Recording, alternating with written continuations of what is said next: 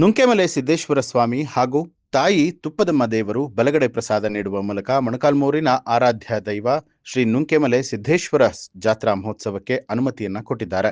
ಮೊಣಕಾಲ್ಮೂರು ಪಟ್ಟಣದಿಂದ 12 ಕಿಲೋಮೀಟರ್ ದೂರದ ದೇವರದ ಗುಡ್ಡದಲ್ಲಿ ನೆಲೆಸಿರುವಂತಹ ನುಂಕೆಮಲೆ ಸಿದ್ದೇಶ್ವರ ದೈವವನ್ನ ಪ್ರತಿ 3 ವರ್ಷಗಳಿಗೆ ಒಮ್ಮೆ ಮೊಣಕಾಲ್ಮೂರು ಪಟ್ಟಣಕ್ಕೆ ಕರೆತಂದು ಜಾತ್ರೆ ನಡೆಸುವಂಥದ್ದು ಪೂರ್ವಿಕರ ಕಾಲದಿಂದಲೂ ಕೂಡ ನಡೆದು ಬಂದಿರುವಂತಹ ಪದ್ಧತಿಯಾಗಿದೆ. ಅದರಂತೆ ಈ ಬಾರಿ ಊರಿನ ಗೌಡರು, ಮುಖಂಡರು, ಭಕ್ತಾದಿಗಳು ಸೇರಿದಂತೆ ಶ್ರೀ ನುಂಕೆಮಲೆ ಸಿದ್ದೇಶ್ವರ ಸ್ವಾಮಿ ಹಾಗೂ ತುಪ್ಪದಮ್ಮ ದೇವಿಗೆ ಮೊಣಕಾಲ್ಮೂರು ಪಟ್ಟಣಕ್ಕೆ ಬರೋದಕ್ಕೆ ಒಪ್ಪಿಗೆಯನ್ನ ಕೋರಿದ್ದು, ಈ ವೇಳೆ ದೇವರು ಬಲಗಡೆ ಹೂ ಕೊಡುವ ಮೂಲಕ ಜಾತ್ರಾ ಮಹೋತ್ಸವಕ್ಕೆ ಒಪ್ಪಿಗೆಯನ್ನ ಸೂಚಿಸಿದ್ದಾರೆ. ಅದರಂತೆ ಜನವರಿ 6ಕ್ಕೆ ಶ್ರೀ ಮಾರಮ್ಮನ ಸಾರು, 13ಕ್ಕೆ ಶ್ರೀ ಮಾರಮ್ಮ ದೇವಿ ಜಾತ್ರೆ, 25ಕ್ಕೆ ಶ್ರೀ ನುಂಕೆಮಲೆ ಸಿದ್ದೇಶ್ವರ ಜಾತ್ರಾ ಮಹೋತ್ಸವದ ಸಾರು, ಫೆಬ್ರವರಿ 1ಕ್ಕೆ ಶ್ರೀ ನುಂಕೆಮಲೆ ಸಿದ್ದೇಶ್ವರ ಸ್ವಾಮಿಯ ಉತ್ಸವ ಮೂರ್ತಿ ಪಟ್ಟಣಕ್ಕೆ ಆಗಮಿಸಲಿದ್ದು, ಫೆಬ್ರವರಿ 4ಕ್ಕೆ ಸ್ವಾಮಿಯ ನಿರ್ಗಮನದೊಂದಿಗೆ ಜಾತ್ರೆ ಮುಕ್ತಾಯವಾಗಲಿದೆ. ನ್ಯೂಸ್ ಅಲರ್ಟ್, ನಿಮ್ಮಿಂದ ನಿಮಗಾಗಿ.